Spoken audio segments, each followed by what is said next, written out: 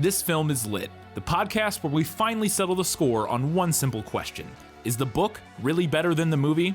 I'm Brian, and I have a film degree, so I watch the movie, but don't read the book. And I'm Katie.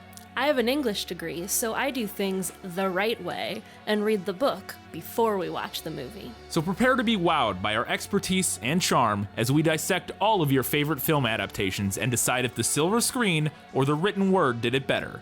So turn it up, settle in, and get ready for spoilers, because this film is lit.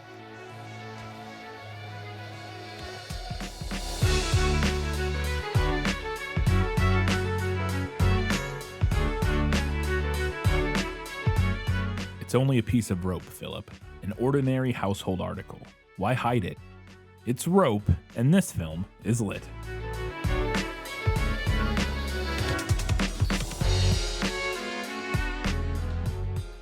Hello and welcome back to This Film is Lit, the podcast where we talk about movies that are based on books.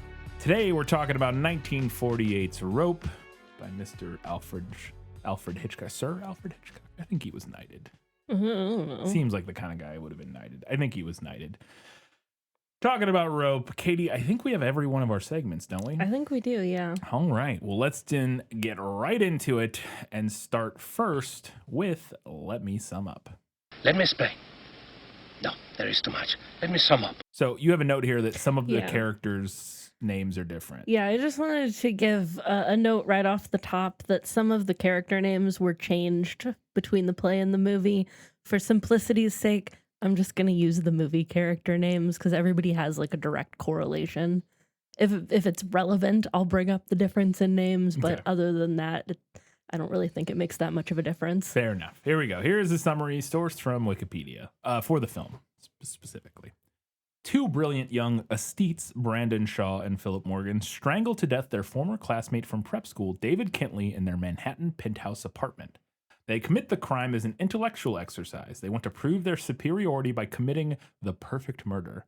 After hiding the body in a large antique wooden chest, Brandon and Philip host a dinner party at the apartment, which has a panoramic view of Manhattan's skyline. The guests, who are unaware of what has happened, include the victim's father, Mr. Kintley, and aunt, Mrs. Atwater. His mother is unable to attend because of a cold. Also present are David's fiancée, Janet Walker, and her former lover, Kenneth Lawrence, who was once David's close friend. Brandon uses the chest containing the body as a buffet table for the food just before their housekeeper, Mrs. Wilson, arrives to help with the party. Brandon and Philip's idea for the murder was inspired years earlier by conversations with their prep school housemaster, publisher Rupert Cadell. While they were at school, Rupert had discussed with them in an apparently approving way the intellectual concepts of Nietzsche's Superman as a means of showing one's superiority over others. He too is among the guests at the party, since Brandon in particular thinks that he would approve of their work of art. Brandon's subtle hints about David's absence indirectly lead to a discussion on the art of murder. Brandon appears calm and in control, although when he first speaks to Rupert, he is nervously excited and stammering. Philip, on the other hand, is visibly upset and morose. He does not conceal it well and starts to drink too much. When David's aunt, Mrs. Atwater, who fancies herself a fortune teller, tells Philip that his hands will bring him great fame, she refers to his skill at the piano, but he appears to think that she is referring to the notoriety of being a strangler. However, much of the conversation focuses on David, whose strange absence worries the guests. A suspicious Rupert quizzes a fidgety Philip about this and some of the inconsistencies raised in the conversation. For example, Philip vehemently denies ever strangling a chicken at the Shaw's farm, although Rupert has seen Philip strangle several. Philip later complains to Brandon about having had a rotten evening, not because of Philip's murder, but because of Rupert's questioning. As the evening goes on, David's father and fiancé begin to worry because he has neither arrived nor phoned. Brandon increases the tension by playing matchmaker between Janet and Kevin. Mrs. Kintley calls, overwrought because she has not heard from David, and Mr. Kintley decides to leave. He takes with him some books Brandon has given him, tied together with the rope Brandon and Philip used to strangle his son. When Rupert leaves, Mrs. Wilson accidentally hands him David's monogrammed hat, further arousing his suspicion. Rupert returns to the apartment a short while after everyone else has departed, pretending that he had left his cigarette case behind. He asks for a drink and then stays to theorize about David's disappearance. He is encouraged by Brandon, who hopes Rupert will understand and even applaud them. A drunk Philip, unable to bear it anymore, throws a glass and accuses Rupert of playing cat and mouse games with them. Rupert seizes Brandon's gun from Philip and insists on examining the chest over Brandon's objections. He lifts the lid of the chest and finds the body inside. He is horrified and ashamed, realizing that Brandon and Philip used his own rhetoric to rationalize their murder. Rupert disavows all of his previous talk of superiority and inferiority and fires several shots out the window to attract attention. As the police arrive, Rupert sits on a chair next to the chest. Philip begins to play the piano, and Brandon continues to drink. The end. All right, Katie, we do have a Guess Who this week, so let's play. Who are you? No one of consequence. I must know. Get used to disappointment.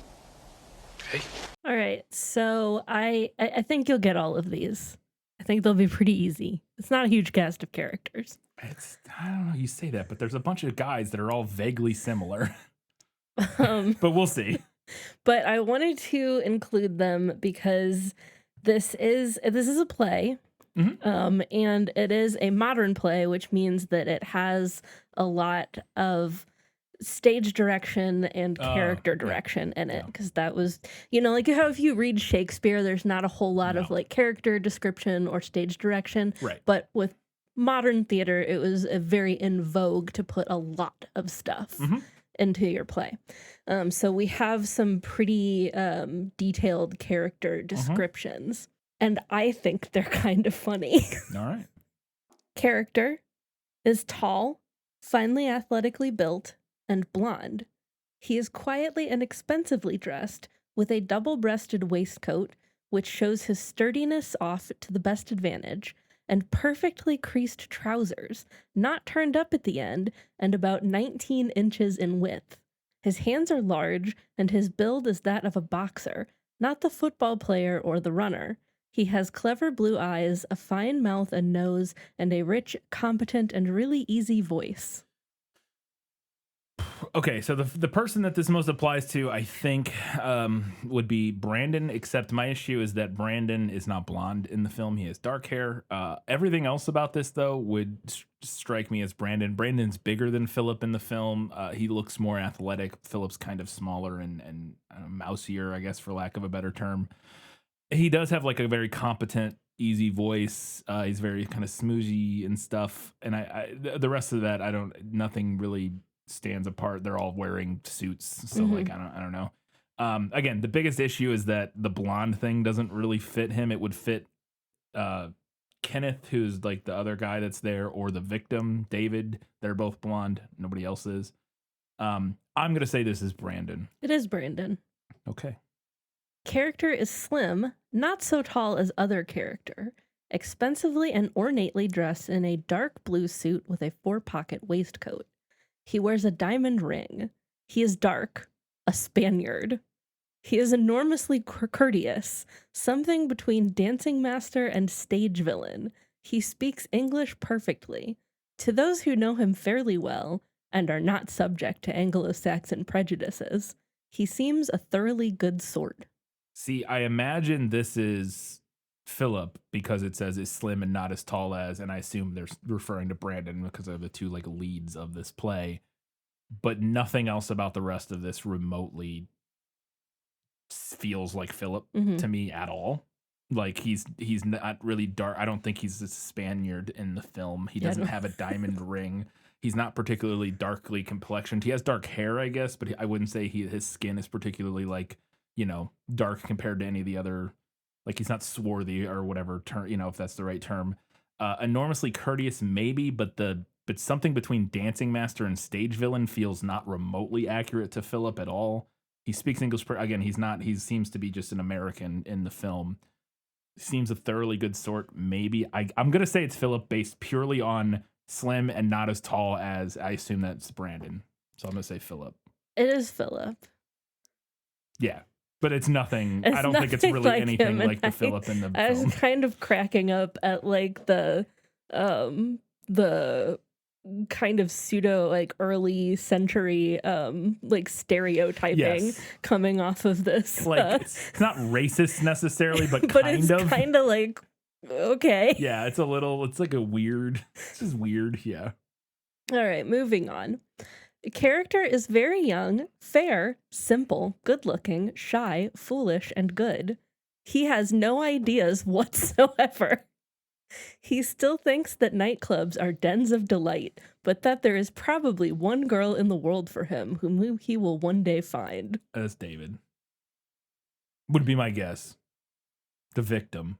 It's not David. Oh. It's the other guy. Oh, Kenneth or Yeah. whatever, the former boyfriend of Yeah.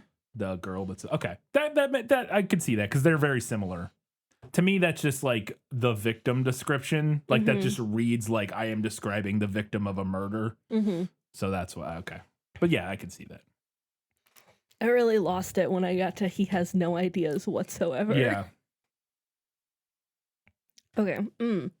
She, like other character, is young, good-looking, and has no ideas. She also has the same tendency to conceal that deficiency with a show of sophistication. In this way, she never actually commits herself to any emotion or feeling, and might even be thought deep. She is not. Man, this feels like it was written by an incel. Jesus. Like that. I do have description. have thoughts on that later. I feel oof. I gotta imagine that this is Janet. Does not really. I mean, young, good looking.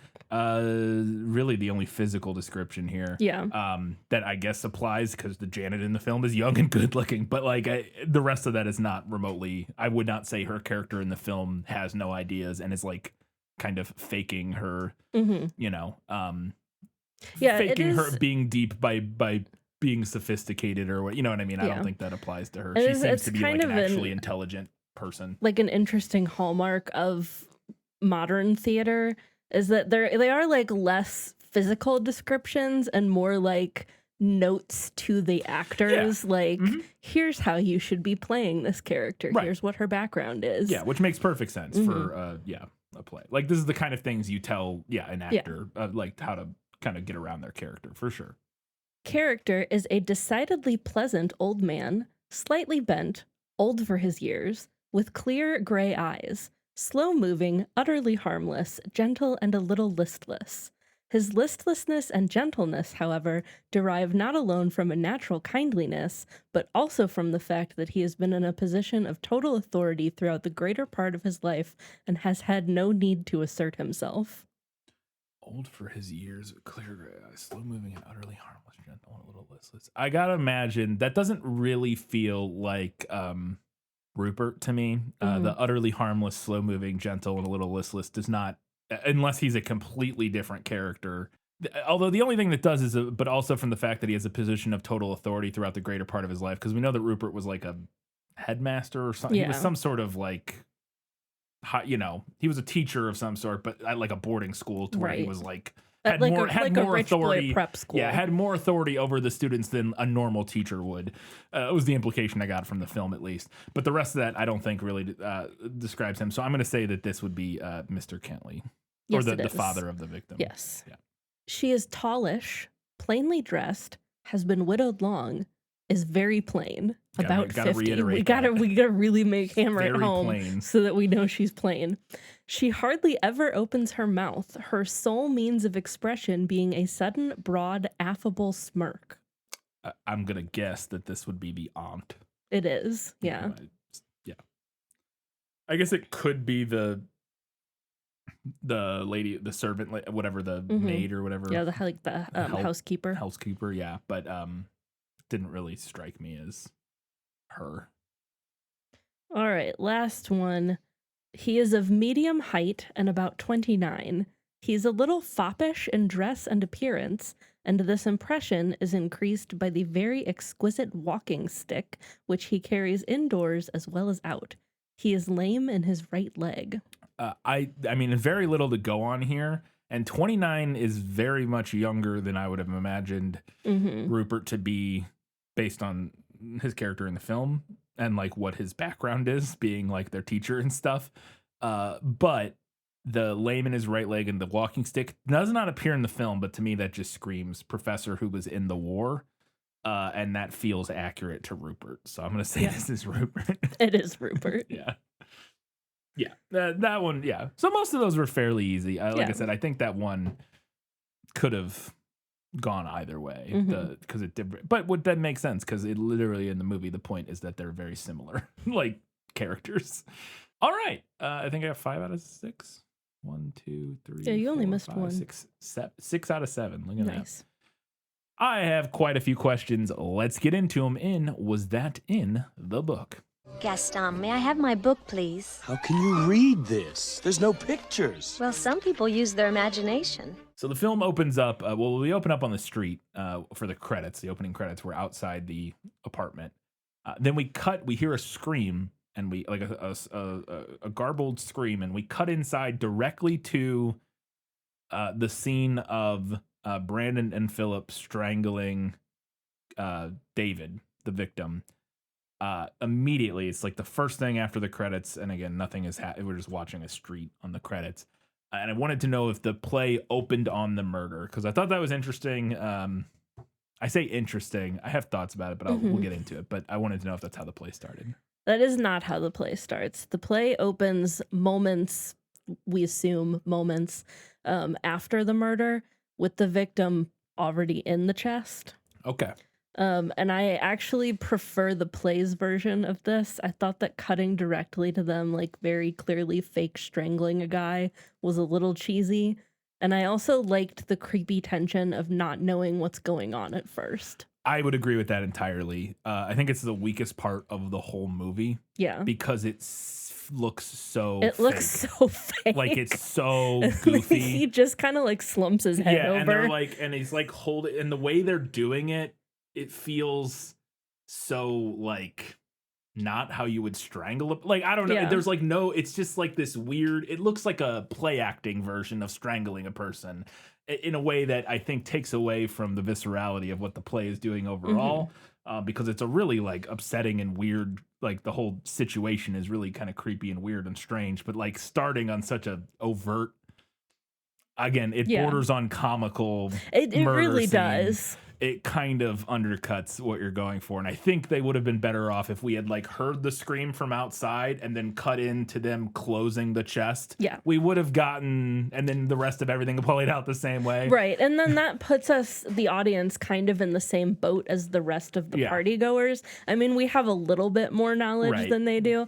And, you know, the tension that I talked about of like not knowing exactly what happened at first, it is short-lived. And I think that's good because I actually I think what the movie's really effective is I think knowing that they killed a guy and he's in that chest and nobody else knows that, and you know that as the audience, is what it makes a lot of the film really compelling. Yeah. So I wouldn't want it to be like a mystery or anything like what's going on. But yeah, I just think the particular way it's depicted in the film isn't, you know, as effective as a lot of the other stuff in the movie is. So I would agree. And from like a practical, technical standpoint too, with a play, if you actually put a guy in the chest, he's just like stuck there for the rest of Act 1. That's true. He just has to like hang out in the chest until they break for Act 2. Yeah, and I mean, in a stage play, it makes perfect sense. I don't know how they would stage it, but like you know, lights down, you hear like a scramble, like a scream or a struggle or something, and then you hear, and like the lights come up right as the chest is being like slammed shut or whatever. You know what I mean? Like I could imagine that being how you would stage that, something like that. I mean, there's a million ways you could do it, but I could imagine that, you know, all in lights out everywhere, and then lights come up on them shutting the chest after having heard a little bit of what was going on or something like that. There's nothing in the stage direction about doing that, but it would be easy enough to just stage it that way. Yeah, or however, there's a million ways you could do it, but that's kind of how I would imagine it. So yeah, I agree. So we talked about in the prequel that this play and thus this film is based on a real life crime, which was the murder of Bobby Franks in Chicago. And we talked about in the prequel that Bobby Franks was 14 and the kids that murdered him were like 18 and 19, yeah. And I wanted to know if the play also aged up the victim, because we see the victim in this, and then we find out later, like we see him and he looked older than 14 to me, which again, it's a movie, so who knows. But then they mention later that he's an undergrad at Harvard. And so we know he's, you know, at least at the minimum like 17 probably, unless he's like a wunderkind or whatever, but like he's at least like 17 or 18 most likely. And so I wanted to know if the play also aged him up from the actual crime that this is based on. Yes, he is aged up from his real life counterpart, although I believe in the play he is still supposed to be like a year or two younger than the And I would murderers. say that's also true in the film, because in the film I would guess that they're both either later in college or Hmm. out of college, Yeah, whereas that he was is also the like a impression that I freshman in got. college or something like that. So yeah. So they, as we mentioned, they put his body in this big wooden chest that is in the middle of their like living room, and they're having a dinner party. They're having a bunch of guests over, and they were going to have dinner at their dining room table. But Brandon has this brilliant idea that will make for an, because this is all a big show. It's all a big performance for him, and like creating this perfect crime, this perfect murder. And he, really likes the idea of serving the food on the thing that they have, that the body is in. So he's like, let's set the table here on the chest, basically. And I wanted to know if they did that in the film or in the play, because initially I was confused when they were talking about it. Like, he gets the candles and like puts them on the table, and he's like, "We'll have dinner here." And I'm like, "But how are you going to eat? It's not a Yeah. table. It's like a chair. Like, you can't slide up to it and like put a chair next to it, because there's Everybody's just like hunkered down. like Their your knees would be cute banging chairs all into the thing. squeezed Yeah, so together. it like doesn't make any sense because it's not a Mhm. table. But then and the Wikipedia article or summary describes it. They use it like a serving station, basically. And I wanted to know if that came from the play. Yes, it does. They do eat their dinner off of the chest, and similar to the movie, they use it more as like a serving station. Is it something that like Brandon comes up with kind of last minute, or Well, the big difference there is that in the play, Brandon has already decided on this plan, like before the play starts. So the books are already on the table. And Oh, then okay. when their housekeeper servant, I don't know the right word for this, because it's I think housekeeper, and it's also like a dude in the play and not a so it's like a lady. butler. So like yeah, like a butler maybe. I don't Yeah. know. When he He's a shows up, manservant. Brandon is like, "Oh, there are books all over the table, so we're gonna eat off of the chest." And the manservant is like, "Are you sure? I can go get the extra table from Yeah. upstairs." And Brandon's like, "No, we're gonna eat off the chest." And he's like, "Whatever, weirdos." Yeah. So speaking of Brandon, he's very much, as I mentioned, he's the one whose idea is to eat on the table and stuff. He very much appears to be the mastermind of this whole thing. He appears to be the one whose kind of idea this all was, and who's more obsessed with this whole thing than Philip is. Even though we did see that in the opening scene, Philip was the one who actually strangled David, whereas you talked about in the prequel that in real life, the crime, they supposedly, like, the idea was that they were both going to strangle him, so they were both equally culpable. But I think that even having Philip be the one doing it totally tracks with Brandon being the one, like, he's the one orchestrating all this, and he's the manipulative one. Like, Yes. he's the one he's able to Very much basically so. talk Philip into doing this, and so it makes sense that Philip's the one who ends up doing it, because he has been manipulated into it by, at least to some extent, by Brandon. And Brandon in the film is just such a slimy creep. Like, his character is, I think he's portrayed like perfectly in the film. Oh yeah, the actor does like Oh, a bang up job. An incredible job. Like, you he's so full of himself. understand exactly what Yes. kind of asshole you're dealing with. And they've never gone out of style. There you know what I mean? Like, this is 1948, but that type of asshole is still around. He's just so proud of what an asshole he is. Yeah. Like, he knows he's an asshole and that people find him obnoxious, but he revels in it. Like, he enjoys that.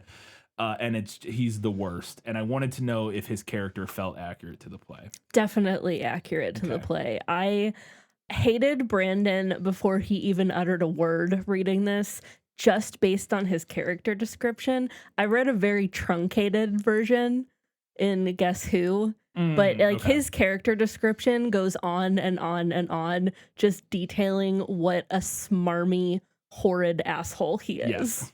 Yeah, and that absolutely translates to the film completely. So the guests all arrive for dinner. I think everybody's there at this point. And we talked about it earlier. It is the father of the victim, the aunt of the victim's fiance in the film, or girlfriend. I think she says they're approaching like fiance. practically engaged. And I think the thing is that in the trailer, I think they talk. So the trailer that I used in the prequel is actually not in the movie at all. They shot a separate scene, and it's It's actually kind of a fun idea. I say fun. It's a great good idea for a trailer for a film like this. It's David and Janet on a park bench, like hanging out before he goes to meet up Oh, with Brandon, interesting. and so they're like having a conversation about like their Yeah. plans or whatever for like later or whatever. And I think they mention like getting engaged or something like that. And then she leaves and walks away, or he leaves and walks away, and the narrator comes in. I think it's Alfred or it might be Jimmy Stewart. I think it's Jimmy Stewart comes in and goes, but that was the last time she ever saw him alive, Oh, no. or something like that. Yeah. But it's like I said, I thought that was a clever idea for a trailer. Mhm. It doesn't give anything away in the film at all. It's just like this really interesting hook. But I wanted to know. So everybody arrives at the thing. Like I said, it's the girlfriend's ex-boyfriend who was friends with Brandon and Phillip. They're all like a friend Yeah. group. It was like a basically. love triangle Yeah. situation, basically. And then Rupert, who is their former teacher. And so all those people arrived, and they're kind of like having a dinner party, having conversations, and they're discussing. At one point, they'd start discussing movies or something. And I think it's the aunt says, "What's the new film with Bergman? What's that new film with Bergman? The something of the something." And then like Jimmy Stewart or whatever is like, "Oh, I don't know, maybe it's that."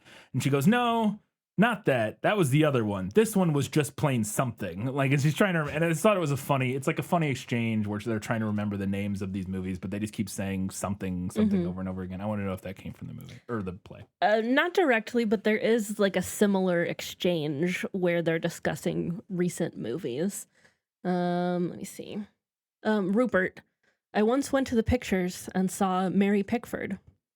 Kenneth, oh, how did you like her? Rupert, oh, I don't know. Like all these, you know. Janet, what was she in anyway? Rupert, I can't quite recall.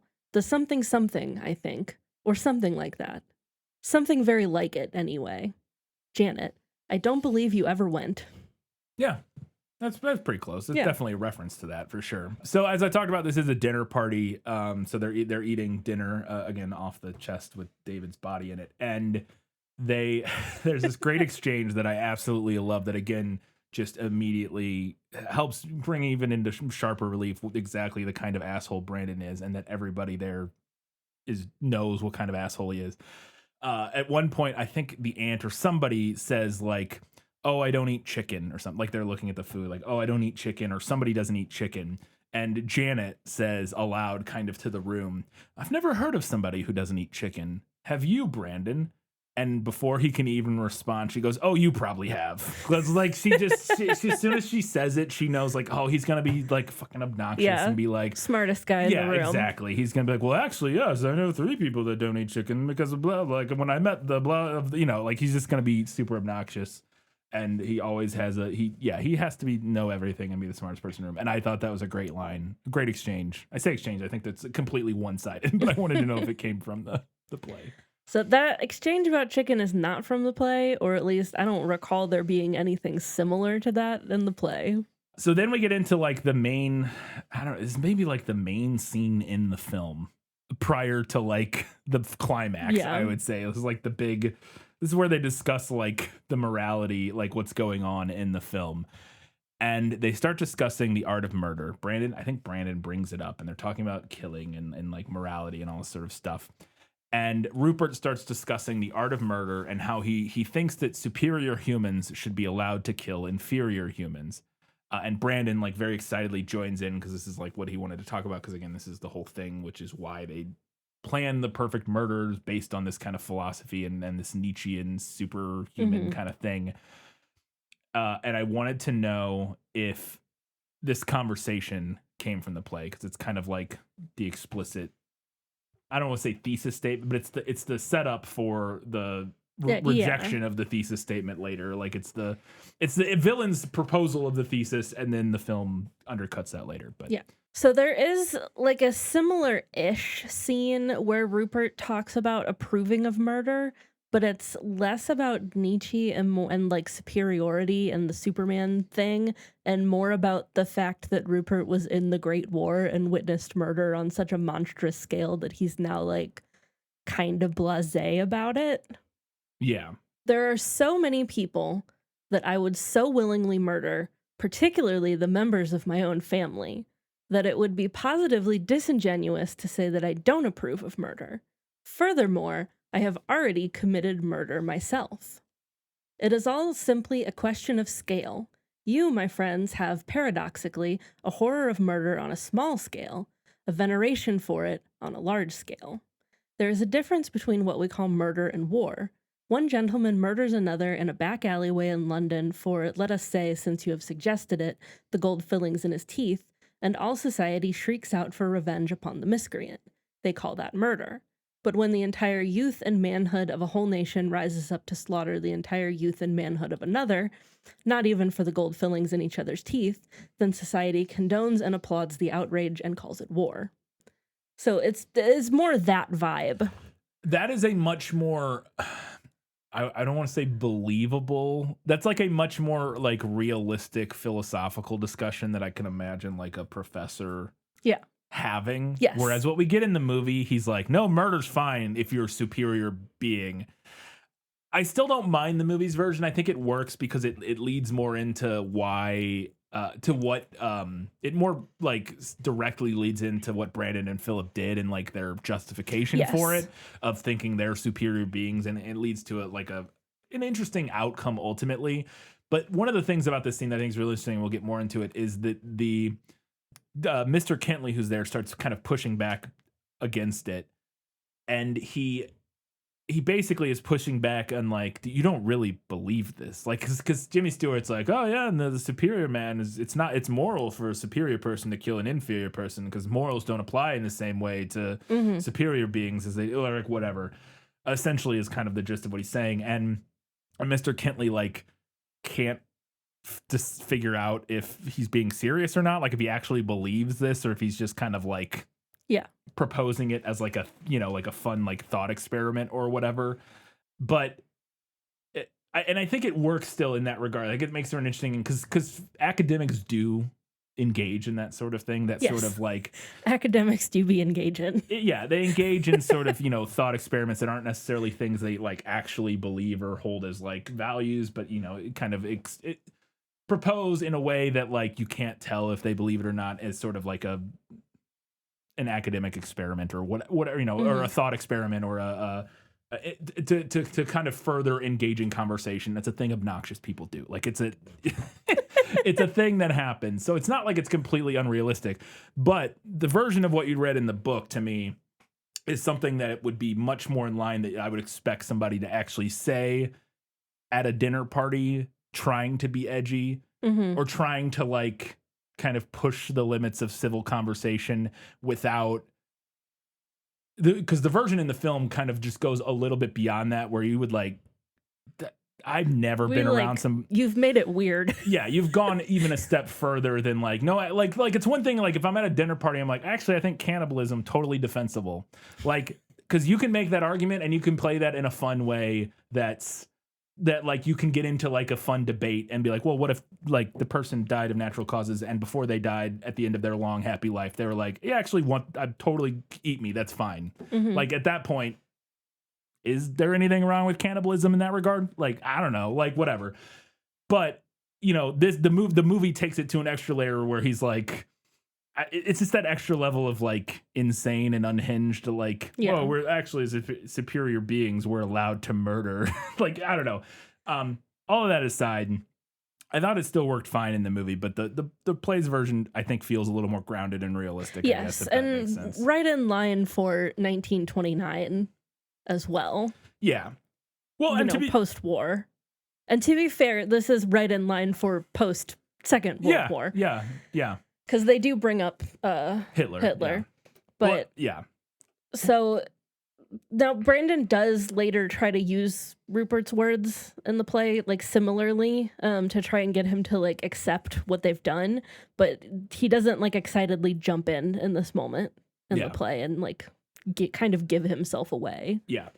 Although one of the things I do really like about pushing it that extra layer in the movie is that it does kind of make what happens and Rupert's grappling with the effects of his fun little thought experiment that he doesn't actually believe about like superior people should be able to kill inferior people, and it's like the same morals don't apply to everybody in the same way or whatever, does make for a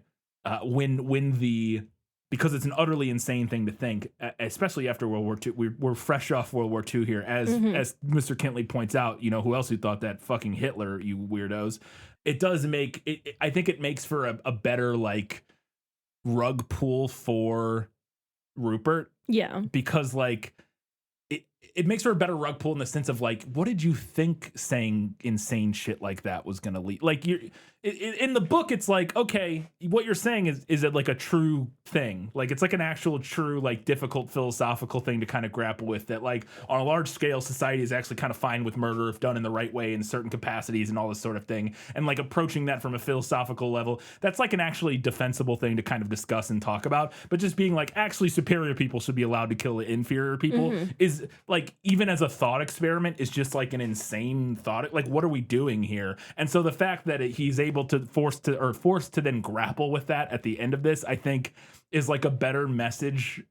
Honestly, maybe a better message for modern audiences of like, what are we doing here? Like, why are, like, when you're actually forced to like grapple with the results of the weird, insane rhetoric you think is just kind of fun to like devil's advocate with, is like, you know, I think there's something compelling about that. I don't know. Yeah. Sorry. I agree. And it is definitely like the movie's version ties in better to how things shake out in that final scene in the climax. Yeah. For sure. Yeah. I also wanted to say real quick that I mentioned in the prequel that Jimmy Stewart said he didn't think he was right for this role. Like he didn't like his performance, but this was the scene where I thought in particular that he's like great in this. Yeah. I thought he did. I think he said in an interview that he thought somebody like Anthony Perkins would have been better. And I won't say that Anthony Perkins wouldn't have been great in this role. I think he would have done a very good job of this. He just thought like Anthony Perkins was more like professorial than he is or whatever, and just would fit this role better. But I think the way he in this particular scene, the way he does his I'm proposing an insane thing in like as like a fun thought experiment, and nobody can tell whether I actually agree with it or not because I'm a professor and that's the kind of like that's the kind of crazy shit I do. I thought was like spot on. Like I thought he did that so well. Yeah. Okay, here's my question to you, because there's an element here that I was kind of having trouble separating between the play and the movie. In this scene, did you feel like Rupert was trying to kind of bait Brandon and Phillip, mostly Brandon probably, because he was already suspicious? Was this, I would have to know when this took place. It's before the piano thing.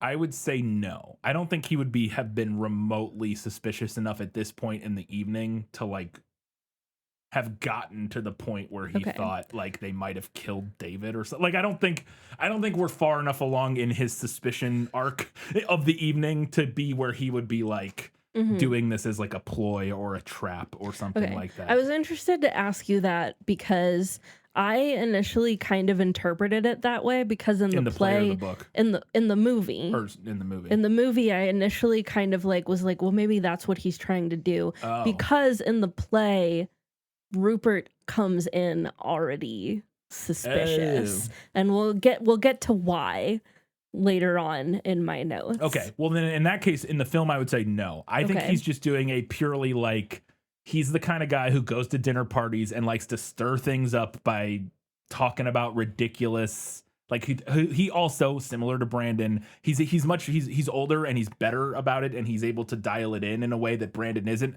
But he also has smartest man in the room syndrome, and very, because that's why Brandon looks up to him. And he's you could tell he's the kind of guy that goes to a dinner party and everybody knows, oh, it's the guy from who's fucking professor or whatever. He's gonna come and he's gonna be like, but is murder actually wrong? And he's gonna like argue with us, and we're all gonna like roll our eyes at him, and then he's gonna drink too much and go home early or whatever.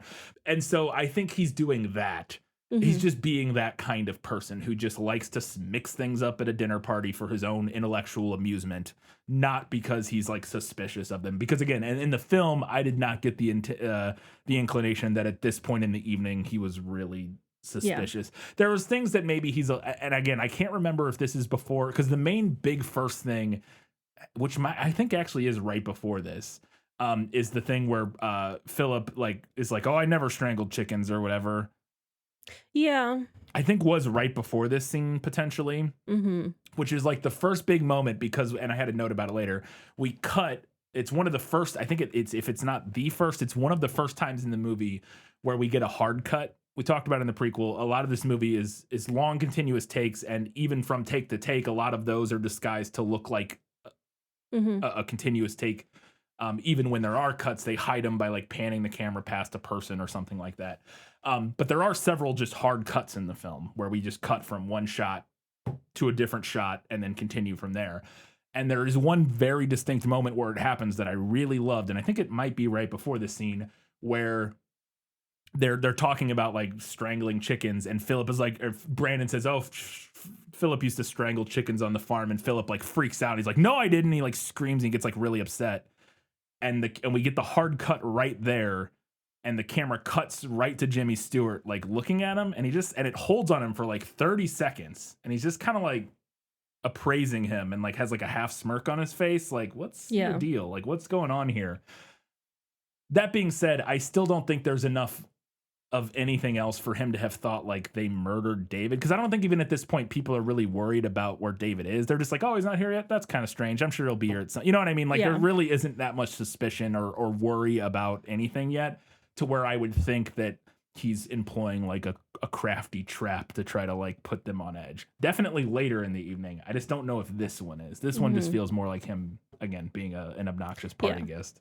Yeah. No, I did like the scene overall. I thought it was really well acted.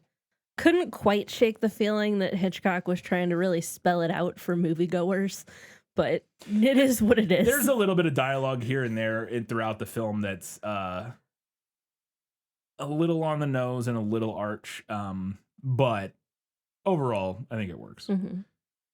So we talked about Mr. Kentley sitting there for this whole conversation, and he starts pushing back. Like, he's like, do you even believe this? What are you talking about? Like, this is the same shit the Nazis were saying, you psychopaths. And I really enjoyed that scene. I wanted to know if that played out in the film, because he also just like owns Brandon's ass in the marketplace of ideas at one point. I can't remember the exact exchange. It might be the Nazi line where he's oh no, it's where he's like I wanted to find the quote. I was gonna use it as the as the intro quote, but it was way too long.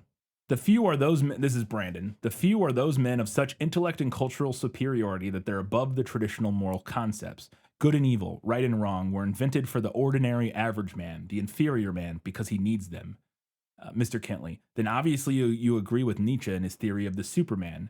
Brandon, yes, I do. Mr. Kentley, so did Hitler. Brandon, Hitler was a paranoid savage. His supermen, all fascist supermen, were brainless murderers. I'd hang any who were left, but then you'd see I'd hang them first for being stupid. I'd hang all incompetents and fools anyway. There are far too many in the world, Mr. Kentley. Then perhaps you should hang me, Brandon.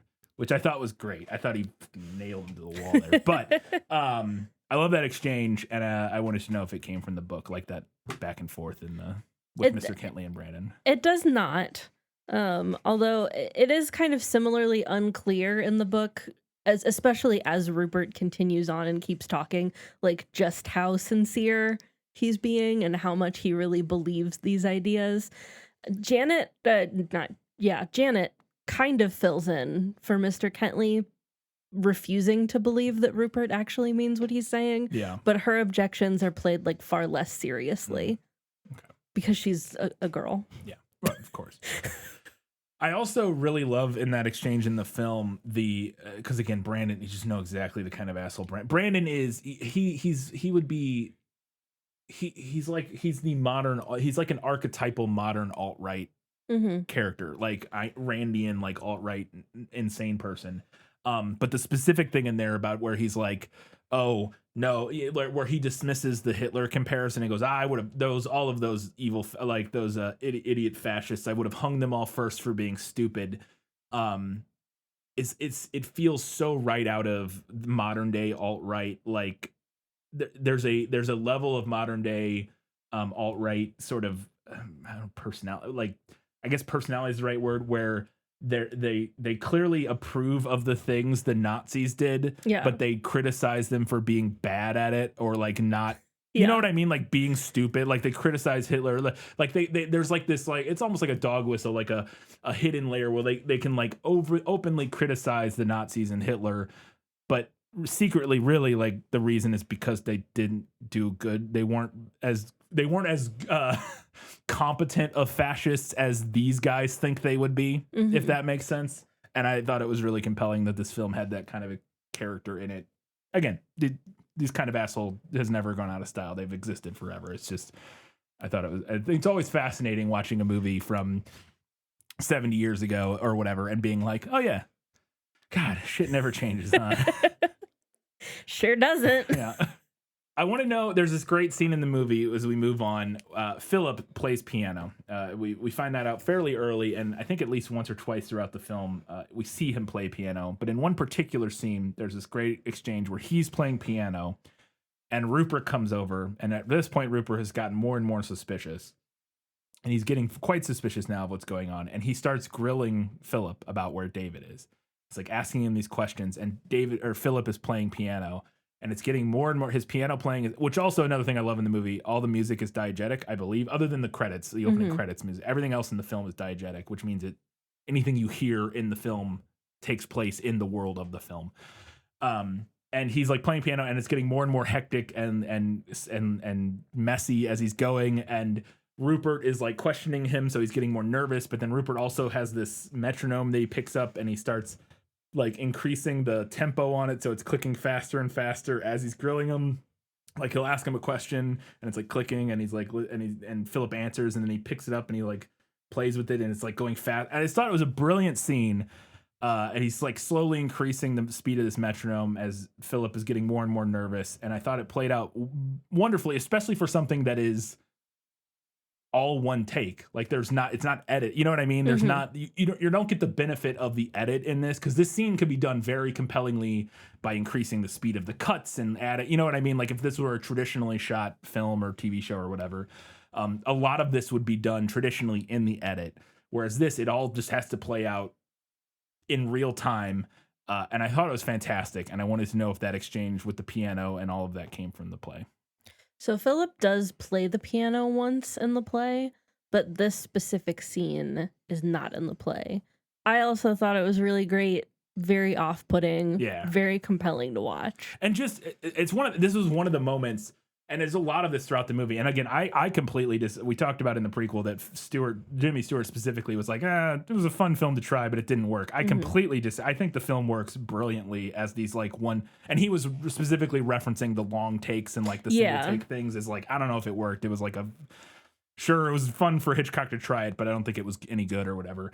And I completely disagree. I think it works super compellingly for this film. And because of what it's like a bottle episode. We're only in one location. It's this gradually increasing tension over the course of the night. Yeah, it's very claustrophobic. Very claustrophobic, and getting to watch it play out in something approaching real time feels really right and compelling. Right. And it also it makes you feel very like stuck too when you're not getting those like cuts and like switches to different things. Yeah. And you're just kind of stuck in this single perspective. Yeah. Like feeling that itch alongside the other characters of like, I want to get out of this room because this shit is weird. The scene never ends. Like there's no, like for the most part, like again, there are a couple cuts here and there, but the scene never ends. You keep wanting for the scene to end, but it just doesn't, because we're just, it just keeps going. But part of that was so compelling is I think stylistically it works really well, and also because it's a play, I think it's like it's very reminiscent of watching a play. But the performances have to be so spot on when you can't hide anything in the edit. You can't like every exchange, the timing, everything has to be perfect for it to work. And I will say, I don't think every single exchange perfectly works. Like there are moments. I think part of some of the arch feeling dialogue and stuff is because we can't hide things in the edit and the timing and all that sort of stuff. But when it works really well, and it works almost entirely. There's a handful of moments that don't. But anyways, I thought it was brilliant. Moving on, does Mrs. Wilson accidentally give the victim's hat to Rupert? As everybody's starting to leave for the evening. I think everybody's gone except for Rupert at this point. And Rupert comes over to get his hat to leave. And the Mrs. Wilson, who is the housekeeper, gives him a hat, but it's the wrong hat. It has DK initials in it, which is David Kentley, which is another hint for Rupert that something's awry. And I wanted to know if that Because that's like the big like kind Yeah. of moment that Yeah. like really lets him know something is up here. This does not happen in the play, although I did enjoy that moment. It's almost like a comedy beat, like where she puts the hat on him and it's too small. It doesn't fit, yeah. Yeah. And then he like takes it off his head and you look down and you see the initials inside Yeah. the hat and you're like, oh no. But that does not happen in the play. There is a different smoking gun in the play. So it's established that earlier that day, David had gone to the Colosseum, not the Colosseum Not in that Rome, Colosseum. not that Colosseum. They say that the Colosseum is a music hall.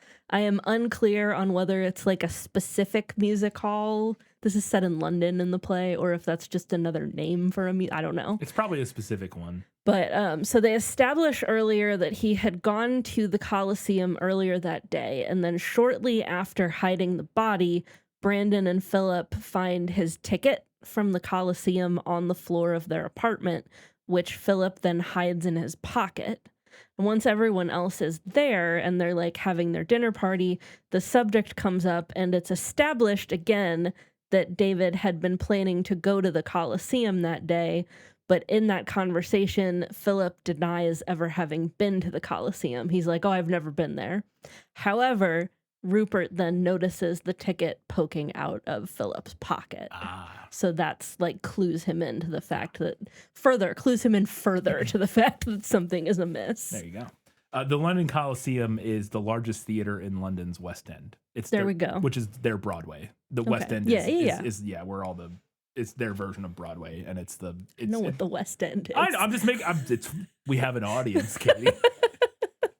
Sometimes I'm not just talking to you, but yeah, it's a really cool looking theater. It's like a really ornate old theater. You know, it's like the Fox or whatever, but like huge. Rupert then leaves after getting the hat, or after he sees the hat, and they're like, "Oh, this isn't my hat." He leaves. A little bit happens between Phillip and Brandon. They kind of chit chat for a little bit, talk about like getting rid of the body and stuff, and then they get a phone call. And it is Rupert. And he's like, hey, I forgot my cigarette case. Can I come back up? And I wanted to know, so he can come back up and snoop around. And I wanted to know if that same thing happens where they all leave and Brandon and Phillip kind of think like, we did it. We got away with it. And then, surprise, Rupert's back. Yes, the movie nails this one down to his excuse that he forgot his cigarette case. There you go. When he gets back into the apartment, we get this great thing. They're kind of talking again. Rupert is obviously very suspicious at this point and basically assumes that they've done something to David.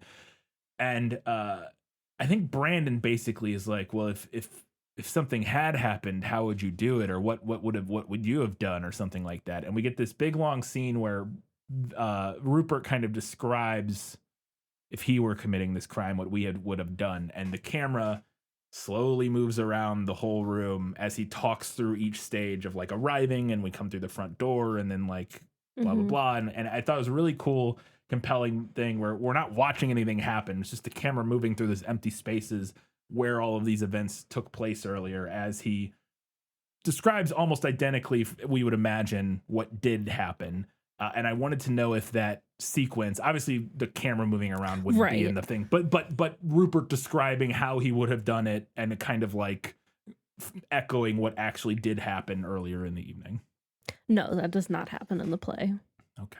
It's a good moment. I thought so too. And then finally, Brandon confesses to Rupert. He's basically like, yeah, we did it, mainly because he thinks that Rupert will like get it. As we talked about earlier, that he almost looped Rupert into this plan earlier because of Rupert's whole philosophical musings and stuff, that he thought Rupert would be into this idea. And so he confesses at this point and basically is like, yeah, but isn't that sick? Aren't we awesome? Don't you approve, Dad? Dad, don't you like us, Dad? Aren't you proud of me, Dad? Yeah. And I wanted to know, but then Rupert freaks out and is like, what the fuck is wrong with you guys? But he really has to confront the fact that his kind of playful, intellectual game has wrought an actual murder. And he has to kind of deal with that and confront it. And I wanted to know if that all played out similarly in the play. So, yes, but no. I feel like this is something that the movie kind of expands on from the play, because as we talked about earlier, the movie kind of brings that more into Rupert's earlier monologue Mhm. about murder, whereas in the play, in this climax here, Brandon does bring up Nietzsche, Nietzsche, Nietzsche, I think. and like outlines like what his thoughts are behind having committed this murder, and he expects Rupert to agree with him, due to what Rupert had said earlier. Rupert does not agree with him. Spoilers. But I do think that the play kind of expands on that and makes that connective tissue a little bit stronger. The film. The film, yeah. And you see a play, I think, accidentally. Right? Yes, the film expands on that Okay. and makes the connective tissue to Yeah. the earlier monologue a little bit stronger. So So I guess my question is, Rupert doesn't have the same kind of crisis of conscience in the play, or at least not as much as he does in the film, do you think? not as much. Okay. Let me see if I can find the exact line. Brandon, don't tell me you're a slave of your period. In the days of Borgia, you'd have thought nothing of this. For God's sake, tell me you're an emancipated man. Rupert, you can't give us up. You know you can't. You can't. You can't. Can you? Rupert, yes, I know. There's every truth in what you've said. This is a very queer, dark, and incomprehensible universe, and I understand it little. I myself have always tried to apply pure logic to it, and the application of logic can lead us into strange passes. It has done so in this case. You have brought up my own words in my face, and a man should stand by his own words. I shall never trust in logic again. You have said that I hold life cheap. You're right. I do. Your own included. It's a little bit different, Yeah. but it's definitely a similar It's a similar vibe, but it's not quite the moment of horrible reckoning that the movie gives us. Yeah, for sure. Okay. And then the final moment of the film, Rupert, as he monologues for a while about kind of similar to what you just did about what they've done and how they're gonna die for it, or they're gonna go to jail, blah blah blah. And then he goes over to the window, and he has taken the gun at this point. He's stolen the gun from Phillip, who had it briefly, threatening to shoot Brandon, and then Rupert took it from him. Rupert has the gun at this point, and he fires it a few times out the window to get the attention of people outside. Yeah. After he fires the gun off, we just kind of sit there in silence for a minute, and the camera pulls back to the main wide of the room, with the chest in the foreground, the piano over on the left, and Phillip is sitting at the piano at this point. And then there's like a little like bar table kind of on the right side by the window, where Brandon is standing, like with a drink. And Rupert shoots the gun out the window, and then it's all silence, and we hear like kind of like noise out the window of people like talking about the gunshots, and then like somebody, like you hear like, oh, let's call the cop, whatever. And then like after another 20 seconds or something, you hear some police sirens, and Rupert stands up and slowly walks over and sits down in a chair next to the chest, which again is in the foreground, kind of in the middle. And Phillip makes a drink Brandon makes a drink so he can keep drinking, and Phillip starts playing piano, and we kind of just fade out on that tableau. And holy shit, what if I thought it was just an incredible final shot. I don't love everything about the end, about Jimmy Stewart's final monologue. I think bits of it are a little overwrought, maybe, and like you're gonna die, like they'll kill you or whatever. I don't know. Some of that stuff. I have some thoughts on that? Some of that stuff was a little overwrought, but the final moment after he shoots the gun off, and they just sit there in silence, and then he walks over, like just in shock, and like sits down next to David's body in the chest, and then Phillip starts playing piano. Everything about that shot and that final 30-45 seconds I thought was just exquisite, and I wanted to know if it's described like that in the book or the play. It is not. It's not quite what happens. So in the play, Rupert establishes during this final scene that before he came back to their apartment, he met with a police officer who gave him a whistle to summon the police after he went upstairs to confront the two potential murderers. And then after Rupert gives his like final monologue, he blows the whistle 3 times out the window and then the curtain drops. I do like the movie's version better. Way better. The gun is obviously more dramatic.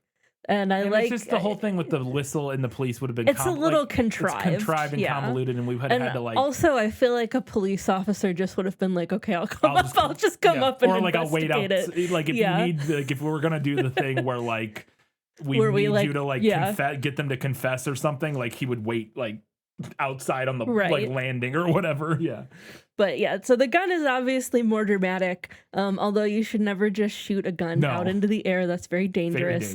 Especially in a densely populated area like in New York City. But it's way more dramatic. I really like the composition of that final shot, as you did. Fantastic. I do think that the presence of the gun could have been set up a little better, although I may have just missed something while I was taking a note. I think you did. I felt like they just suddenly had a gun. Brandon goes and gets it at one point. I don't remember that. Okay, yeah, you missed it. Brandon goes and gets it, and you must have been taking a note. Yeah, we see Brandon. He says, I can't remember exactly what he says, but he goes, he gets the gun. We see him bring it out, and he loads it. And Philip's like, "What are you doing?" And it's for something specific. I think it's because they're gonna go. It might even be after Rupert says he's coming back or something. I can't remember exactly, but there's some context for why he gets the gun. We see him get it and everything. Yeah. It is set up. It's very much. It doesn't really come out of nowhere, at least in the. I stand corrected then. All right. That was it for all of my questions, but we do have a little something to talk about in Lost in Adaptation. Just show me the way to get out of here, and I'll be on my way. Where is it lost? Yes, and I want to get unlost as soon as possible. All right. So continuing with our kind of tradition of sticking things that like thematic things that we're not really sure where else to put into Lost in Adaptation. We talked some in the prequel about both the movie and the play having a queer subtext. Yes. And I was looking for it as I was reading, and I'm going to be honest, I didn't think it was super prominent. In the play specifically you're talking about right now? Yeah. I kind of similarly. No, I would agree. I just wanted to clarify what you're talking about, because I agree that in the movie there isn't really. I mean, obviously, Brandon and Phillip read like they're in a very toxic relationship. Yes. But apart from that, I kind of had a hard time applying a queer lens. I would completely agree. So if anybody wants to talk about that in their feedback, I would love to hear what other people think. Because I didn't go like looking for other readings of this, so I was kind of just approaching it like trying to apply that lens myself. And other than the kind of like toxic relationship between these two, I was like, that was my exact experience watching the film, was that okay, I get the vibe for sure. Yes. That these two are in a very toxic romantic relationship. Obviously never alluded to directly in the film. Correct. But subtextually and the way they interact feels like a couple. Yeah. And so like I definitely think that the movie is doing that. Like that's there. And so like when we read in the prequel, like the some of the actors and writers and stuff talking about like, that was very much what we were doing. And I think the play is doing the same thing. I think where it comes to me, though, is that I don't think, while I think that is what the play is implying, I don't think it's saying anything about it other than that they are like in a romantic relationship. Like, I don't think that informs anything about. Right. And that's kind of like what I was wondering as well. that's where it falls for me, is like, that's definitely the case. Like they are, I get the idea that, those are two guys who are in a relationship that it's very under the table or whatever, in the closet. But like, I don't think the film is like saying anything about that, or like that their queerness informs anything really about their actions. I didn't get that, you know what I mean? That's either, what I'm saying. Like, I don't think again, just as a straight guy watching the movie, I got the implication of it, but I don't think the movie was like, and because they're gay, like anything about what they do, which is fine. I like that's kind of good in a way that, you know, it doesn't imply that like their evil actions are a result of their homosexuality, or Yeah, you know or what I at mean? least Like, that's not a vibe that I got. no, not at all. So like I think that's, you know, that's kind of good in a sense that it's they're just villains who happen to be gay, but like it doesn't feel like the movie is saying anything about it. Yeah, and I felt very similarly. They're just sort of, it's a reading sort the of play. ancillary characteristics of these two guys. Yeah. Like that. Yeah. There were 2 moments reading the play where I kind of had like a little question mark in the margins of the play, because I was kind of okay. So the first one was when they first introduced their like butler manservant guy. Part of his like character description reads, his employers being in the habit of making occasional advances towards him. And I was like, does that mean what I think it means? Or am I applying like a modern meaning I don't think so. to that? I don't think so either, but I wasn't Because his for employers sure. would be Brandon and Phillip, Yes, right? yeah. Unless advances means they paid him in advance. I don't sometimes. know. Like but I don't think that's what that means. I don't think that's what that means either. But then because there wasn't really anything else said about it, I was kind of like scratching my head. Like, I don't know. Yeah. And then the other thing that had me scratching my head was a line said by Brandon to Kenneth.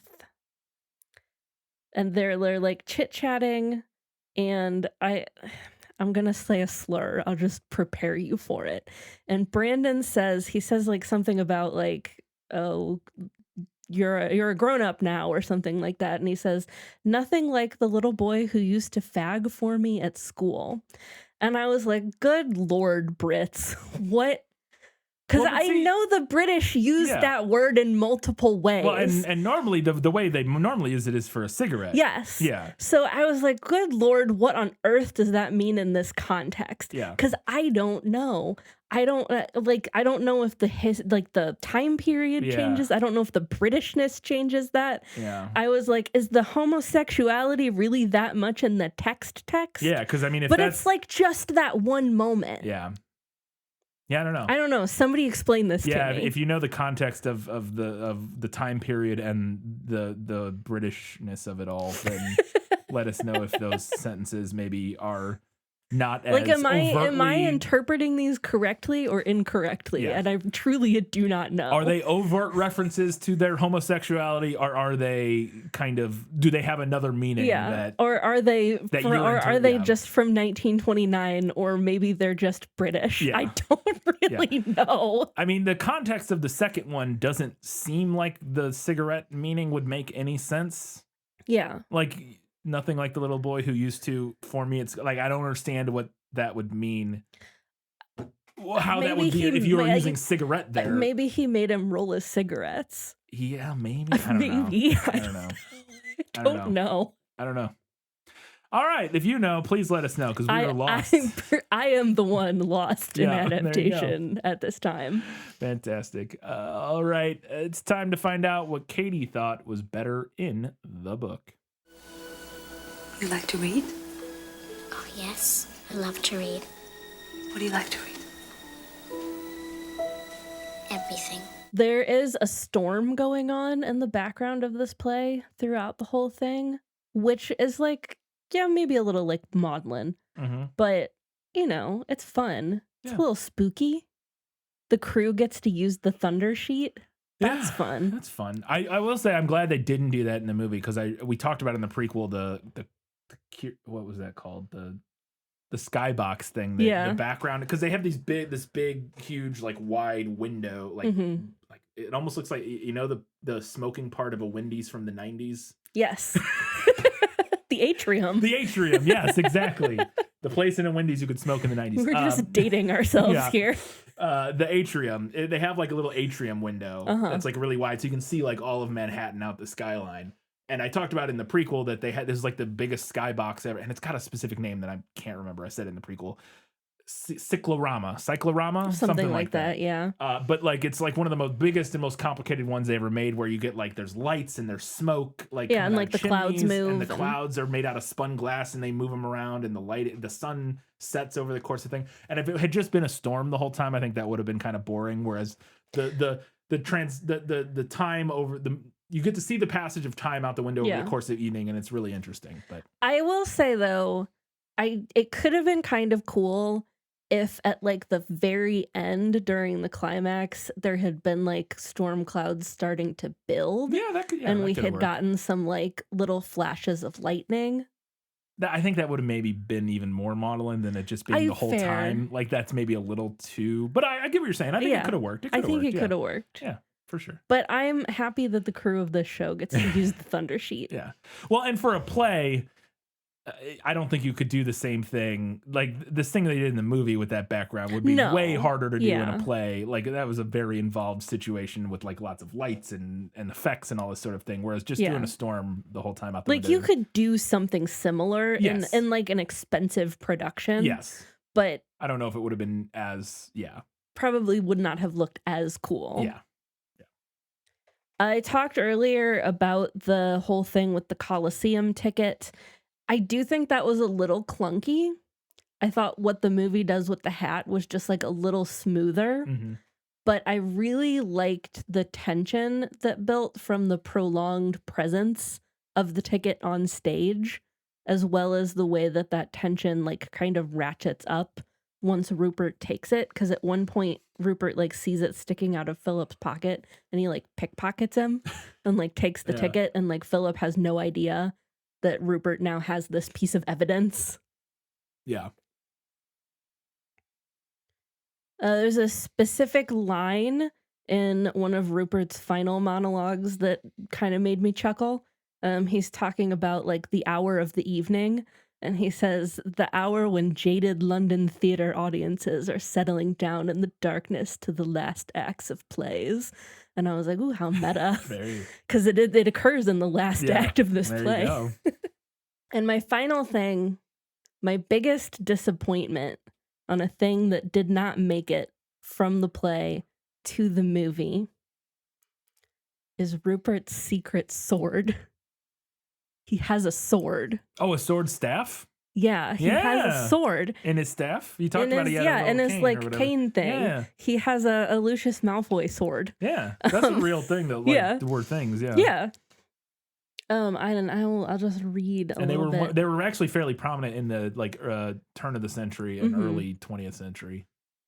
Or much, I say fairly prominent. That's when they were at their peak, I think, in the late 19th century. So this occurs at the very end of the play, when Rupert has kind of started to confront Brandon and Philip about what they've done. Let's see. Rupert, "No, Brandon, I'm not going. You see, I'm rather awkwardly situated." Brandon, more menacingly still, a change in his tone. "You are something more than that, my friend." Rupert, holding his ground, a trifle breathlessly. "Oh, how's that?" Brandon, "You are very dangerously situated." He suddenly moves forward. Rupert retreats, putting up his stick to protect himself. Brandon seizes it without the slightest difficulty and brings it down to a horizontal level. They each hold firmly to the stick and gaze at each other. Very dangerously situated indeed. Rupert, after a pause. Brandon, "I am lame and I have no protection." Brandon, "You have not." Rupert, "Save that of my foresight." Brandon, "Your foresight?"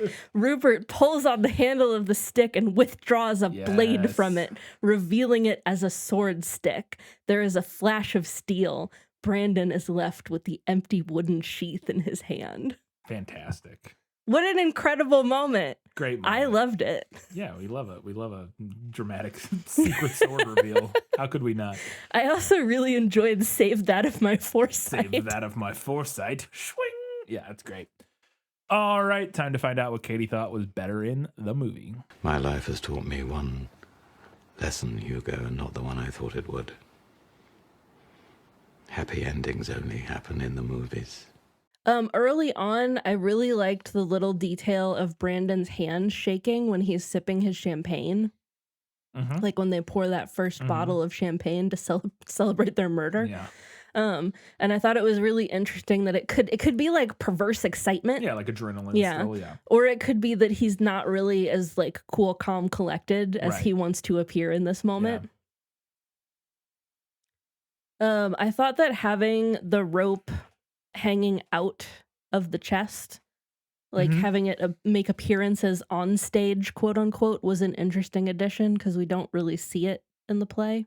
I liked that the movie set up much more interesting connections between the characters, with Janet being the victim's like fiance, girlfriend, Yeah. and then her having previously been with Kenneth, and Mhm. like he was friends with David, and they set up this whole like kind of torrid love triangle between these Right. three.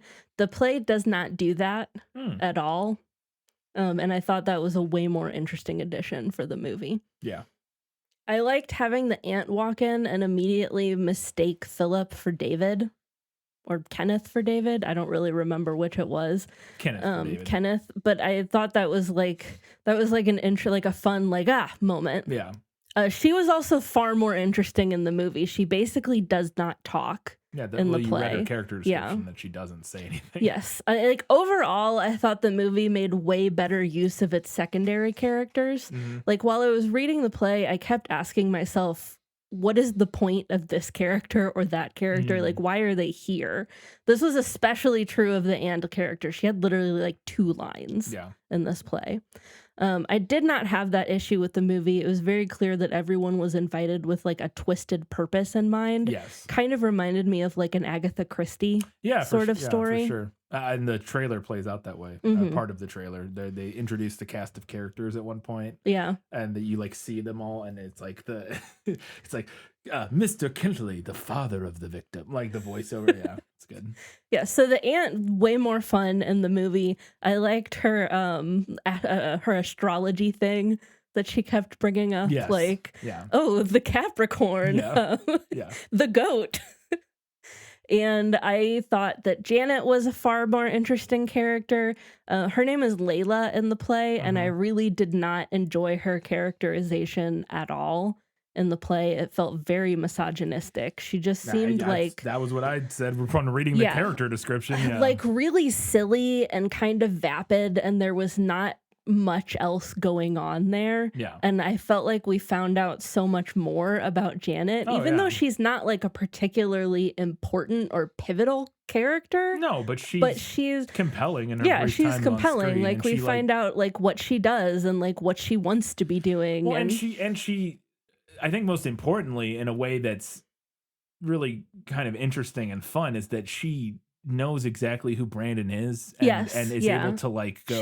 She's got tete-a-tete his with him. number. Like, yeah, she knows who he is, and she's able to like verbally duel with him in a way that is satisfying, because you know what a piece of shit Brandon is, and so the fact that she's able to see that and Yeah. and also able to like verbally spar with him is enjoyable. Mhm. Part of the other thing that had me questioning the inclusion of all of the secondary characters, like the fact that there were so many secondary characters in the play, was the fact that most of them are off stage for like most of the second act and pretty much all of the third act. So Yeah. it's kind of like I cannot get over the inclusion of the aunt character in the play. I was like, why is she here? Yeah. She's just hanging out. She doesn't say anything. She doesn't do anything. She's off stage for most of the play. Is the play doing something? Is it some sort of like reference? Like is she some sort of archetypal character? Is she supposed to represent like the specter of death, or I don't, you know what I mean? I don't know. Like maybe he's doing some like literary illusion, Yeah, where it's maybe. like, oh, this party of we need a party of 7 people, and she's the silent specter of. Well, I don't know. It could be like a genre reference that I'm not Yeah. familiar with or something. Or genre. Or I was thinking more just like a very specific, like, I don't know, literary reference to some, like the last. This is not what it would be, but like the Last Supper. Like, I don't know, like this character's Judas, this character's whatever, and Right. she's like, well, I don't know. It's something like that. I wonder if it's something like She that. would be one of the apostles whose name nobody remembers. Right, or something like that. I'm just wondering if maybe that could be what's going on there. If there's some Yeah, like maybe. thing. I don't know. Because otherwise, then yeah, it sounds like just like a superfluous character. Yeah, she felt very superfluous to me reading the play. And to be fair, she's comparatively to the other characters, I guess she's a little superfluous in the movie too. Yeah. But she was a far more interesting character in the movie. Yeah. There was a little line exchange between Janet and Rupert that I really enjoyed. They're talking about David, and Rupert's like, "Oh, he's told me so much about you." And Janet says, "Oh, did he do me justice?" And Rupert's like, "Do you deserve justice?" Yeah. Like, okay, man. Yeah. No, it's a great exchange because Yeah. it's immediately like similar to Brandon. You know, he's Brandon who can dial it back Yes. like 10% into a place where it comes off as kind of charming and playful as opposed to just like smarmy and annoying. So it wasn't clear to me when I was reading the play whether or not they had actually packaged the books with the same rope that was the murder weapon, because they do tie up the books with rope. But I wasn't sure if it was supposed to be the same really? rope or not. So I like that the movie went ahead and just gave us that visual. And I kind of assume that it is meant to be Probably, staged yeah. that way in the play. But again, wasn't like 100% clear. So there's to no me. conversation because I mean in the movie they have Phillip and Brandon Yeah. have multiple conversations about the fact that he's like carrying this rope around and doing stuff with it. And, No. like, what is wrong with you? That's the murder weapon. And so that's never No, okay. no. Okay. I really liked the moment in the movie where Mrs. Wilson almost opens the chest to put the books back in. Yeah. She like starts to open it and Yeah. Brandon has to be like, no. That part's great, but my favorite part of that scene isn't when she opens it to put the books in. It's everything that leads up to that moment. Yeah. The tension is delicious. It's so good because again, we get the camera pulls back. It had been like we had been watching them have a conversation, like in the main part of the room, and then at some point the camera pulls back and it shoots down. There's like off to the left of the set. There's this hallway that runs down to like the kitchen, basically, that goes through the dining room, through the entry hallway, through the dining room, and then into the kitchen. It's like 3 doorways in a row. And the camera spins around and drops down low with the chest in the foreground on the left side of the frame, right up against the camera.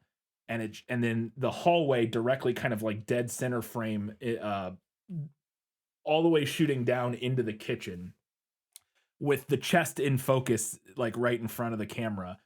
And we hear them having a conversation. We hear like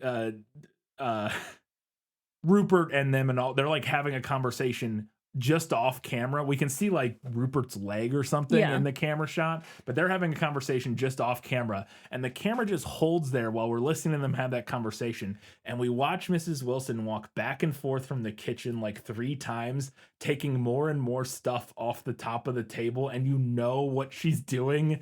And it's so good. Oh, that again, the moment where she pulls it up and they're like, nah, it's like, that's like the payoff, but like, that's the easy part that everybody puts in the movie is like oh, gotta look in here. And like, but that's the least interesting part of the whole thing, at least to me, that like, cause again, everybody puts the moment where somebody almost opens it and then Brandon's like, no, don't, like, don't look in there. We don't need to worry about that or whatever.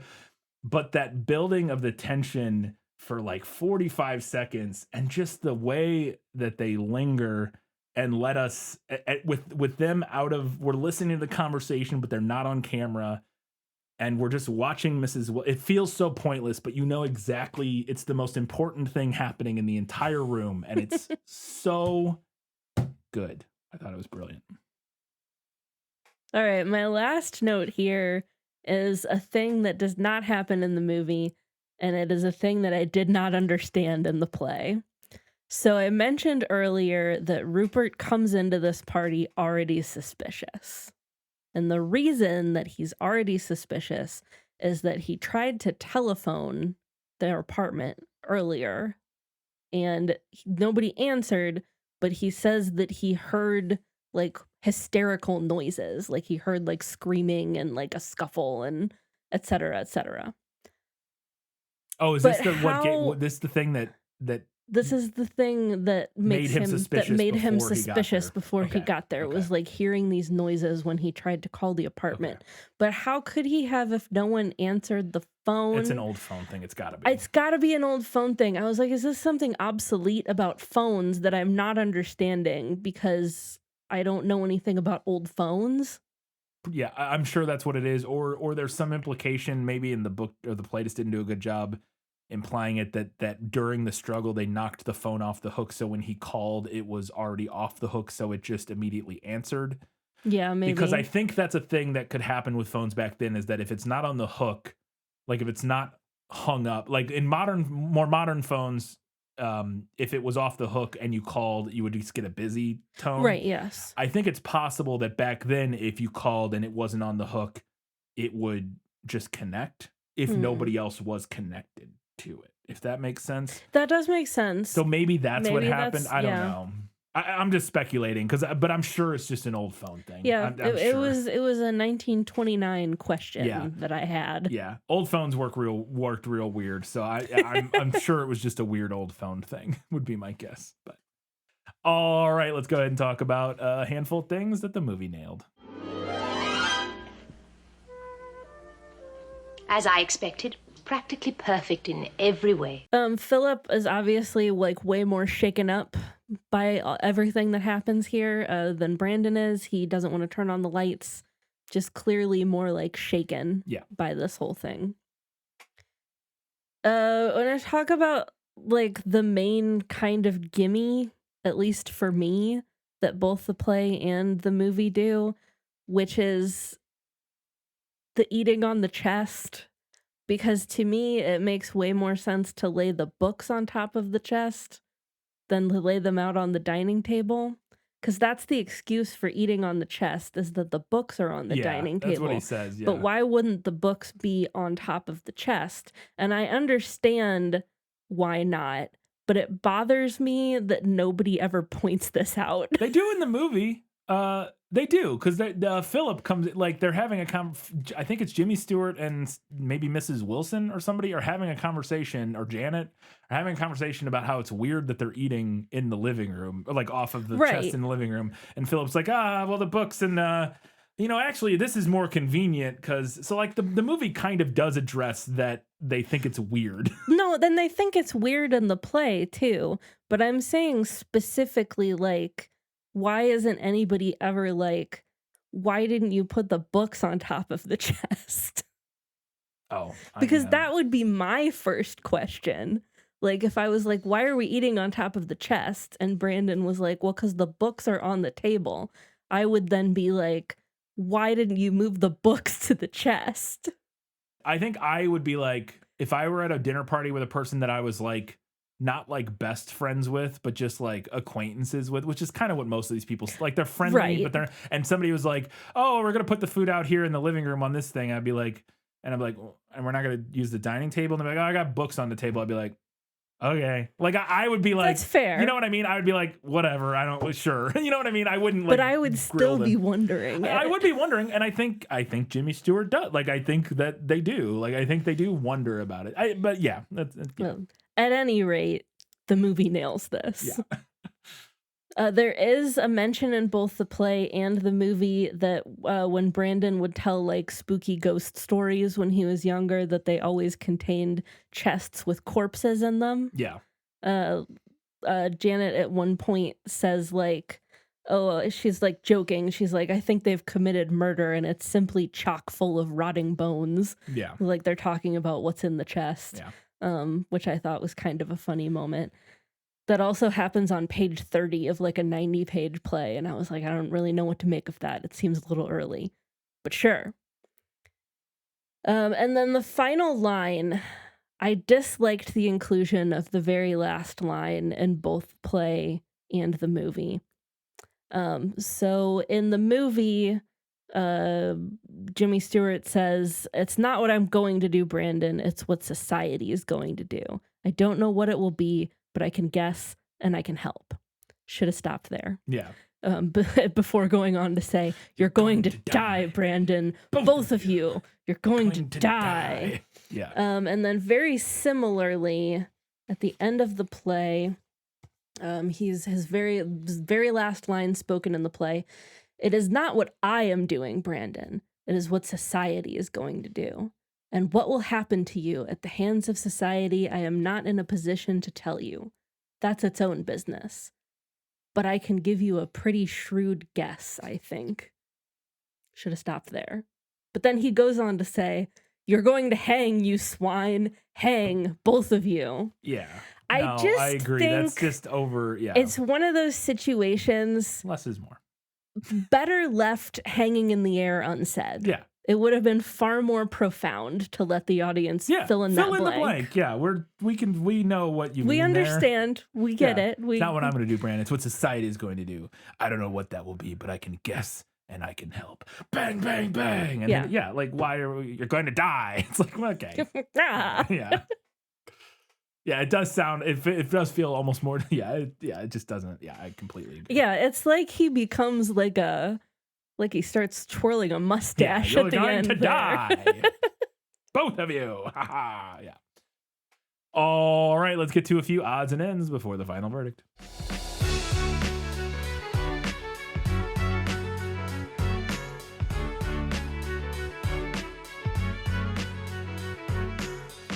My first thought when the movie started up was that the opening music did not at all fit the subject matter. Yeah. I felt like I was about to watch a romantic musical starring Judy Garland. Yeah. I imagine that's intentional. Is that imagine that it is juxtaposition as well. cutting into the murder? But it does. You're But like, it what does. is? It's like, but then it also like it cuts right to like the corny murder scene. Yeah. So the movie did not get off to a strong start for me, but it finished strong. The first minute and a half or whatever up until after the body's in the chest, great from then on out. Yeah. the first minute or whatever, 2 minutes is like, They cast the right guy as Brandon. Yeah. We mentioned, yes, earlier. That man was creepy as fuck. I was really impressed with one of the early shots in the film. Obviously, like I said, we get a lot of long shots, but one of the things that really impressed me is that we get this really cool shot where the camera follows them all over the sound stage that they're on. But one of the moments is Brandon walks from the living room through, I mentioned earlier, there's like this hallway that leads down to the kitchen through like 3 doorways. Yeah. And he walks in there, I think to put the rope in the drawer maybe. And as he's walking in there, the camera follows him and it follows along through this whole hallway and through all these doorways and then into the kitchen. And I was like, how did they pull that off? And you can see the camera bouncing a little bit like it's on something. Mm-hmm. And I was trying to figure out, I would love to see behind the scenes of this. I don't know if they have them because I don't know if they did behind the scenes back then in the same way. I mean, there might be photos and stuff, but because I just like with the big that big of a camera move and how I was just wondering how they did it. I imagine what they did is because we talked about in the prequel that they had walls that they could move and stuff. Mm-hmm. I imagine what they did is that the camera's on a big crane. So like the camera is like sticking out into the room on a big crane arm, like a big 15-foot crane arm or something that they can move around. That's how they're like getting really close to people and moving in and out of stuff. And then I imagine that crane arm is then on dolly tracks, which is like a little train tracks basically. And when it follows him down the hallway, it's basically following him and they're pulling the left side walls out. So the walls on the left side of the doors, I imagine they're just removing those as the camera is moving down. Gosh. I think that's got to be what's going on because I don't know how else they would do it because the dolly tracks aren't on the floor in the hallway. So the camera can't just be right behind him on dolly tracks going down the hallway. It has to be on a crane, but then the crane arm would hit the walls if the walls were there. So it has to be a thing where the dolly is moving like off the set here. The camera's like, I'm motioning this to Katie. Like if the hallway is going that way and these are the doorways here and the camera's following him here, the dolly and the arm is connected to the camera here. And it's going like this, and then they're pulling the walls out as the camera goes. Moving. It's got to be what's happening, I think. But super cool, super impressive stuff. Can I put you on the spot? Yeah. Can you explain to the audience at home why it's like we need the crane and the dolly, and it's not just like a guy holding a camera and walking? Because we didn't have steady cams back then. So you could do that in modern films. Famously, The Shining we talked about was one of the first like uses of a steady cam, which is where a guy is holding a camera. It also could be from above. I guess that's possible. I will say this because it's a sound stage. The camera could be suspended on something from the ceiling potentially. That seems unlikely to me. The reason I say that, the bouncing to me made me think it's on a crane arm. The way the camera is bouncing up and down, if it's on the end of a big long arm, that bounce would happen because it's on this big lever, basically. Yeah. So that made me think it was on a crane. The reason it couldn't be a person just carrying it is it's way too smooth. And we didn't have steady cams at the time. And a steady cam is basically a big spring mounted system that reduces the shape. Like you put a camera, basically you put like a backpack on that has an arm on it that has a bunch of springs in it that the camera sits on, and the springs like dampen the movement essentially. Yeah. And now we have modern ones that have like motors and like super advanced robotics so it like and stuff. accounts for your movement. Yes. So when you're walking with a steady cam, a traditional older one, like from the 70s, 80s, or even like the 90s, like I've used these several times. We had one at one of my old jobs that I worked at, a news station. We had one that I used occasionally. And you would put a camera on it, and then, yeah, the springs kind of balance out the motion of you like moving and walking and stuff and make it smooth. But they didn't have those back in the 1940s. So again, my guess is it's on a crane arm would be the way they would do it, because yeah, you don't see any dolly tracks on the set or anything. So, and if anybody has I could draw a diagram of how I think they did this, but I just thought it was fascinating and really cool.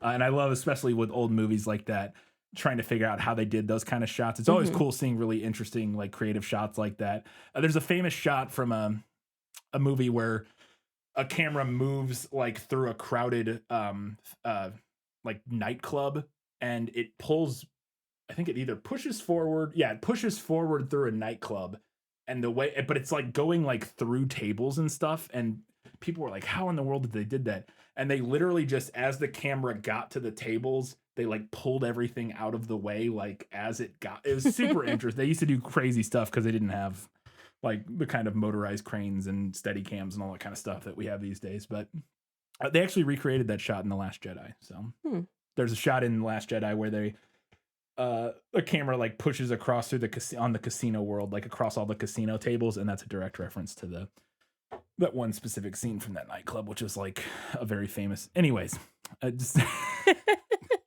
never mind. Okay, so the shot I was talking about right there is actually from the 1927 film Wings. It's a very famous dolly shot where they push in over a bunch of tables.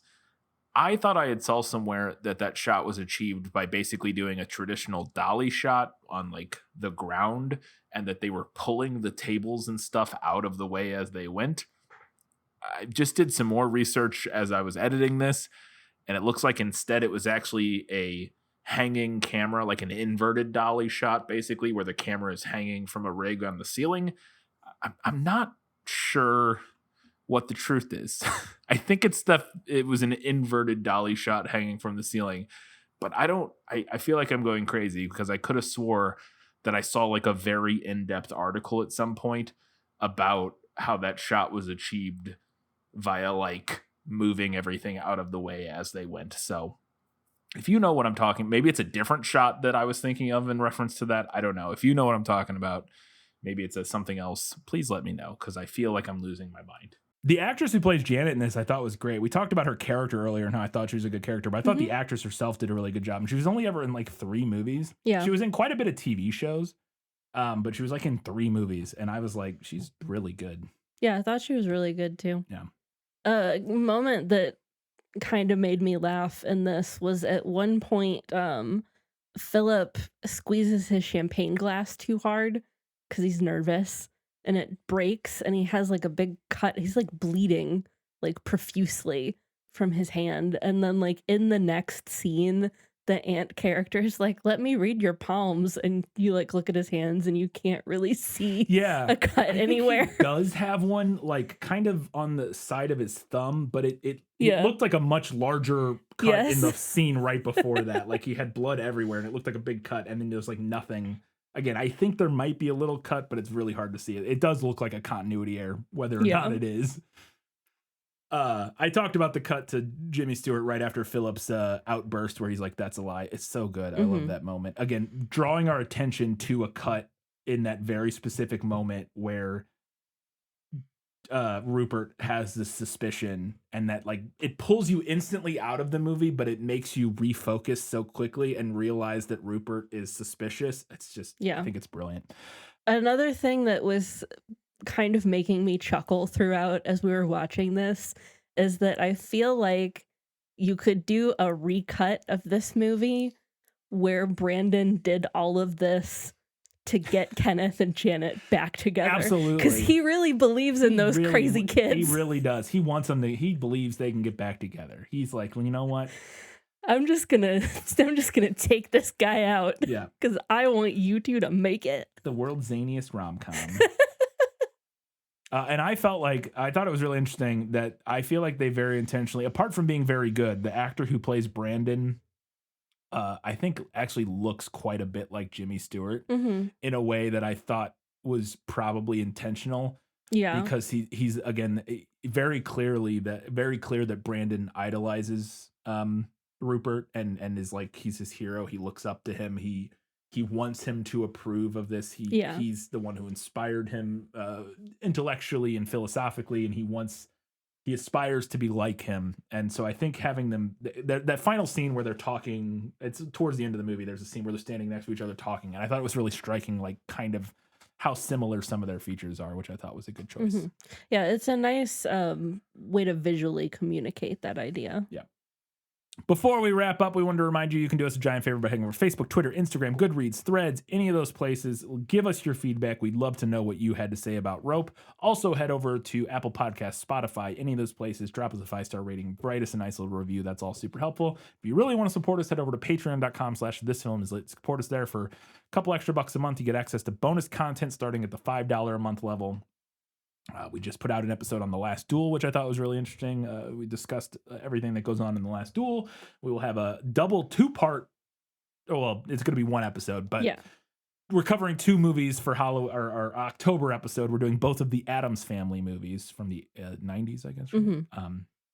So we'll be talking about both of those in October here in just a week or two. So look out for that. And yes, you get that at the $5 and up level. And if you support us at the $15 a month level, you can get access to priority patron requests, which is if you have something that you would really love for us to talk about, support us for that amount and then request it, and we will add it to our list. And this was a patron request from... This was a request from Eric. There you go. Thank you, Eric, for your support. And thank you for recommending Rope. Katie, it's time for the final verdict. Sentence fast, verdict after. That's stupid. I mentioned at the end of the last prequel episode that I was a little concerned about the play being at a disadvantage because I was reading it, which is not the way that it's intended to be consumed. I do think that I was correct on that count. I mostly found the play kind of boring up until the last few pages, and I suspect that I would not have had that experience had I been watching it performed live by a set of stellar stage actors. However, for the specific application of comparing the play to the movie, I'm not sure that seeing the play performed live would have made that much of a difference on my final verdict. For me, the movie made enough good choices in its changing of the source material for me to heavily suspect that I would still prefer it, even if I did get to see the play performed on stage as God and Patrick Hamilton intended. I think that the movie made better use of its secondary characters. I think it made a good decision to tie Rupert's murder philosophizing directly to Brandon's ideas about superiority, and I liked several changes that increased the tension, such as the piano interrogation scene and the moment where Mrs. Wilson almost opens the chest. The movie made decisions that I legitimately hope are taken into account in modern runs of this play, and to me, that seems like a pretty good reason to give this one to the movie. All right, Katie, what's next? Up next, we are continuing with spooky season. maybe. I don't know if this is To some actually extent. spooky, but we are going to be talking about Vampire Academy. Yes. Which is a novel by Rochelle Mead, which I believe came out in the Twilight heyday. I've never read it, but it was adapted into a movie in 2014. So that is what we're going to be talking about. All right, there you go. Come back in 2 weeks' time. We're talking about Vampire Academy. And in 1 week's time, we'll preview Vampire Academy and hear everything you all had to say about Rope. Until that time, guys, gals, non-binary pals, and everybody else, Keep reading books keep watching movies and keep being awesome.